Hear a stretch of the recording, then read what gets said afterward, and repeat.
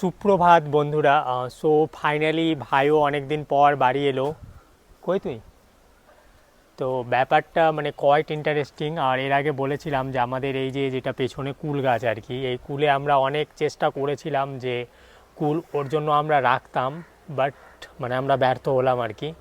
বেশ কিছুটা রয়েছে মনে হয় নাকি? না, আমি কিছুটা খেয়েও ফেলেছি, এসে আরো আচ্ছা কিছুটা আচ্ছা এখন রয়েছে। আচ্ছা আচ্ছা। সো বাড়ি এসে এটার কেমন আজকে ফিল হচ্ছে? ফাইনাল টাস্ক কমপ্লিট করব। এর প্রসেস হয়ে যাবে নেক্সট পরবর্তী বছরে যেন কুল হয় ভালো। আচ্ছা আচ্ছা। এই দেখো আমাদের কুল গাছ মা পুরো ঢেকে রেখেছিল। আর আমরা বাঙালি জাতি সব জায়গায় বাঁশ দিতে পছন্দ করি। তো নিচে থেকে আমরা সাপোর্ট না দিয়ে উপর থেকে সাপোর্ট দিয়েছি, বাঁশ বেঁধে দিয়েছি। আর ডালপালাগুলো ওটার সঙ্গে আমরা বেঁধে দিয়েছিলাম, খুব সুন্দরভাবে জিনিসটাকে হোল্ড করে মা লাইকে রেখেছিল। হ্যাঁ, না হলে মানে মোস্টলি কি হচ্ছিল যে বার্ডরা অ্যাটাক করে দিচ্ছিল এই কুল গাছে।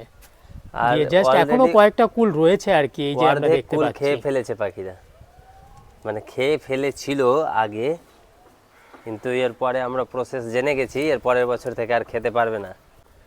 ফাইজ খুলে দিচ্ছিস নাকি? হ্যাঁ, এটাকে খুলে দেব। ওকে। খুলে গাছটাকে কেটে ফেলবো আমরা। ও কয়েকটা কুল আছে, ওই কুলগুলোকে খেয়ে নিব, খেয়ে গাছটাকে কেটে ফেলবো। এই গাছকে কিভাবে পরিচর্যা করতে হয় ওটাও আমি বন্ধুদেরকে শিখিয়ে দিব, যে গাছের পরিচর্যা কিভাবে করবে নেক্সট বারের বেশি ফলনের জন্য।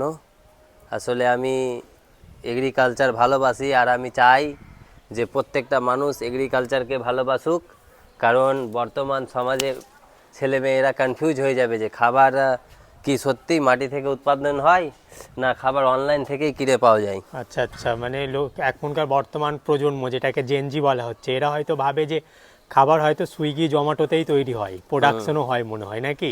হুম, তো But ওই জিনিসটা প্রোডাকশনের জন্য আসল যে আমাদের সবচেয়ে দরকারি যে উপাদান সেটা হচ্ছে মাটি। আর এখন যে সমস্যা সৃষ্টি করেছে সব, ওই সমস্যা একটা আলাদা নাম আছে, হ্যাঁ, সমস্যা।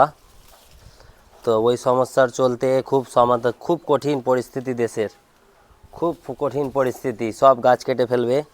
নিজেকে আমাদেরকে সচেতন হতে হবে।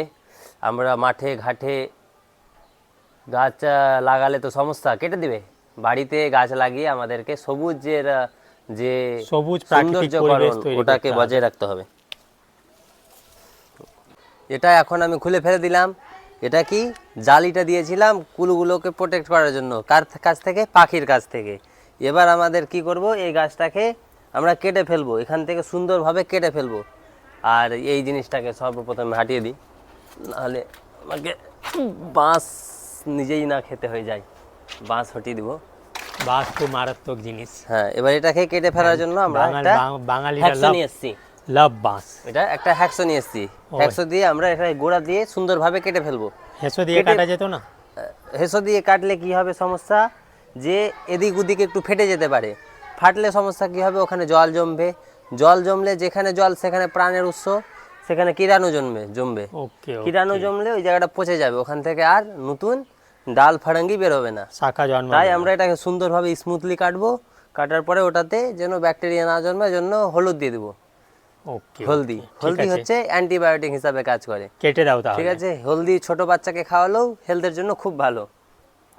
তো এবার আমরা কাটার প্রসেস করব।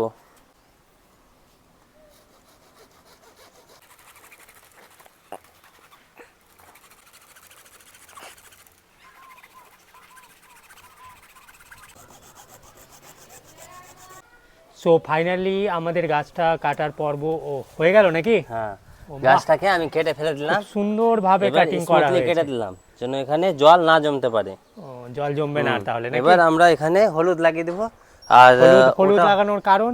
হয়তো বললাম যে জীবাণু ওকে অ্যান্টিবায়োটিক ওকে হিসাবে ওকে কাজ করবে ওটা। ওকে। জীবাণু টিবাণু জমবে না এখানে। ও আর আমরা এখানে পর্যাপ্ত পরিমাণে এর পরিচর্যা করব, সময় মতন জল সব কিছু দিয়ে রাখবো। আচ্ছা আচ্ছা। এবার এখান থেকে নতুন ডালপালা জন্মাবে, আর ওটা আরো প্রথমের থেকে আরো এক্সাইটিং যে ডালপালা হবে।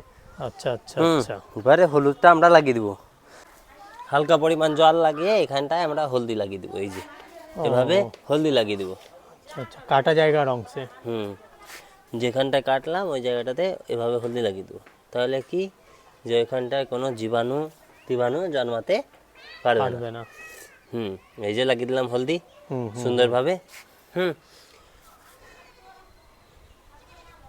আর মাটিতে ছড়ানোর কারণ?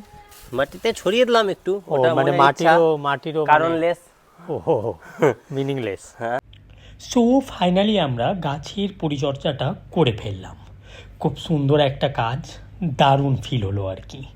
আর সত্যি সবাইকে অনুরোধ করব, আসুন অন্ততপক্ষে বাইরে যদি নাও সম্ভব হয়, বাড়ির মধ্যে ছোট্ট জায়গাতেই ছোট ছোট গাছ লাগিয়ে পরিবেশটাকে সবুজ এবং অক্সিজেন ভরে তুলি। আসুন এই সব ছোট ছোট উদ্যোগ বাড়িতেই নিই, দেখবেন ভালো লাগবে, আবার পরিবেশের জন্য উপকারীও হবে। আসুন গাছ লাগানোর মধ্যে দিয়ে প্রতিজ্ঞাবদ্ধ হই যে পরিবেশটাকে সবুজে ভরিয়ে তুলব। সবাইকে ভিডিওটি দেখার জন্য প্রচুর ধন্যবাদ। সবাই সুস্থ থাকবেন, ভালো থাকবেন, আর চারিদিকটা সবুজ করার উদ্দেশ্যে গাছ লাগিয়ে যাবেন। ধন্যবাদ।